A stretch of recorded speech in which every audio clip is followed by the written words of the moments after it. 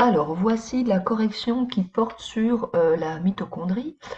Donc, vous deviez faire cette fiche à partir du document de la page 46, à partir de la vidéo qui vous était postée sur Classroom, et également sur base de la synthèse qui se trouve en page 50 à 51. Il y a un paragraphe qui est consacré à la mitochondrie. Alors, à quoi ressemble une mitochondrie? Eh bien, une mitochondrie, c'est un organite qui a une forme ovoïde, donc qui a une forme ovale et qui est composé de deux membranes concentriques. Alors, plutôt que de tout expliquer par un texte continu, il faut plutôt pouvoir me refaire le schéma d'une mitochondrie et le légender. Donc, vous voyez, vous avez la forme un peu comme un cigare. Pour la mitochondrie, vous avez ici, sur la partie extérieure, la membrane externe. Ensuite, vous avez à l'intérieur la membrane que l'on appelle la membrane interne. Cette membrane interne a pour particularité d'avoir des replis vers l'intérieur, vous voyez, qui sont dessinés ici. Alors, ces replis sont appelés euh, les crêtes, comme c'est indiqué ici, je ne le retrouvais plus sur mon dessin. Donc, ce sont les crêtes qui sont avancées vers l'intérieur de la mitochondrie. Donc, la mitochondrie ici est représentée comme si je l'avais coupée transversalement hein, et ouvert un peu comme une orange. Ensuite, au niveau entre ces deux membranes, vous avez ce qu'on appelle l'espace intermembranaire qui est indiqué ici. Donc, vous voyez, j'ai visé la partie entre les deux membranes. Ensuite, à l'intérieur de la membrane interne, vous avez ce qu'on appelle la matrice. Donc ça, c'est le nom donné à l'espace interne. Et dans cette matrice, dans cet espace interne, vous trouvez plusieurs structures. Vous trouvez des ribosomes. Des ribosomes qui vont être capables de fabriquer eux-mêmes des protéines, donc les propres protéines de la mitochondrie. Vous avez également des protéines qui lui sont propres, que j'ai représentées ici en rouge. Et finalement, vous avez des petits fragments d'ADN mitochondrial.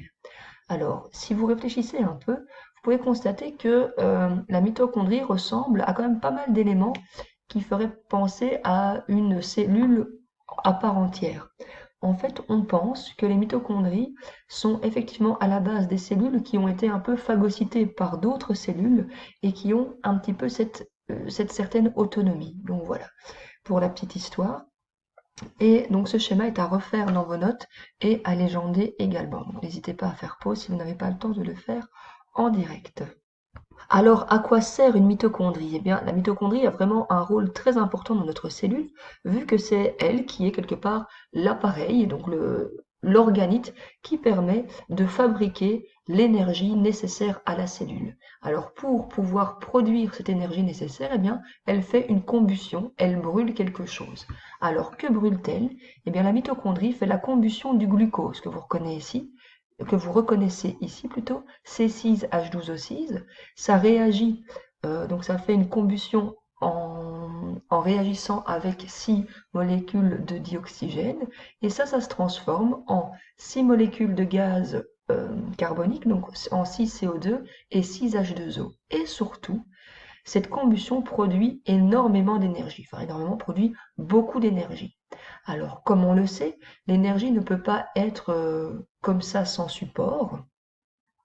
Et le support que va choisir l'énergie dans la cellule, eh bien, ce sont les molécules d'ATP. Donc l'adénosine triphosphate, si vous vous souvenez, nous en avons parlé dans le premier chapitre, c'est une molécule qui, en fonction de sa forme, ADP ou ATP, eh bien, elle stocke de l'énergie en fait dans ses liaisons.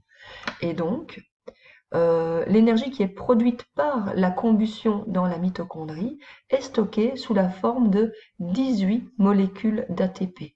Donc, on va avoir 18 ADP qui vont être transformés en 18 ATP et l'énergie est en fait stockée dans ces molécules d'adénosine triphosphate. Si je mets ça sous forme d'équation, je vois que l'énergie produite me permet de transformer 38 ADP qui vont donc devoir réagir avec 38 phosphates qui passaient par là et vont se transformer comme ça en 38 ATP. Alors au moment où votre cellule aura besoin de consommer cette énergie, eh bien elle va juste faire le travail inverse.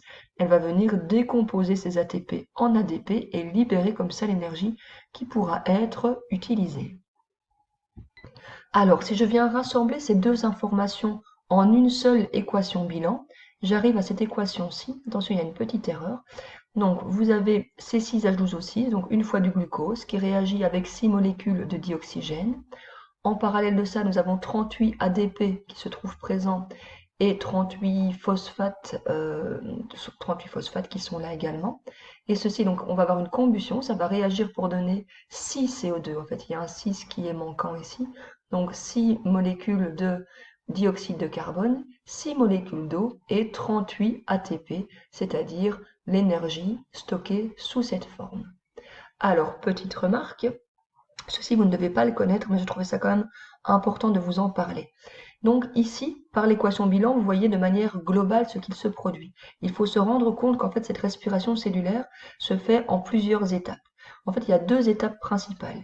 Il y a tout d'abord une première division de mon glucose en deux molécules. Donc vous avez le glucose qui se divise d'abord en deux pyruvates et qui dégage déjà un petit peu d'énergie sous la forme de 2 ATP.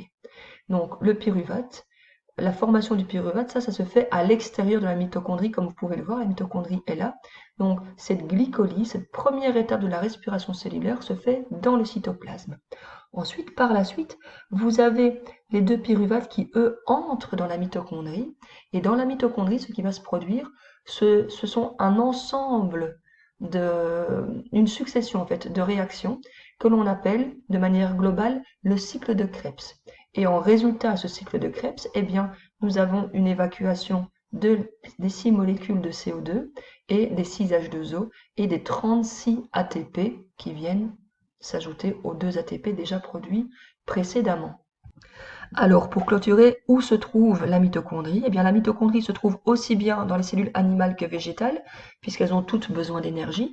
La seule petite nuance, donc ce sont des mitochondries dans les deux cas, ce que vous pouvez quand même déjà retenir, c'est que dans le cas de la cellule animale, le glucose qui est consommé vient de l'alimentation puisque nous sommes des hétérotrophes, donc on ne peut pas fabriquer nous-mêmes notre matière organique. Et par contre, pour les cellules végétales, qui sont des cellules plutôt d'organismes autotrophes, eh bien ce glucose provient d'une étape préalable qui est la photosynthèse. Photosynthèse dont nous allons parler un peu plus tard lorsque nous serons dans la cellule végétale. Voilà, nous devrons aborder ce point de la photosynthèse. Donc la mitochondrie travaille de la même manière, c'est juste que sa matière de base ne provient pas de la même source. Voilà pour la mitochondrie.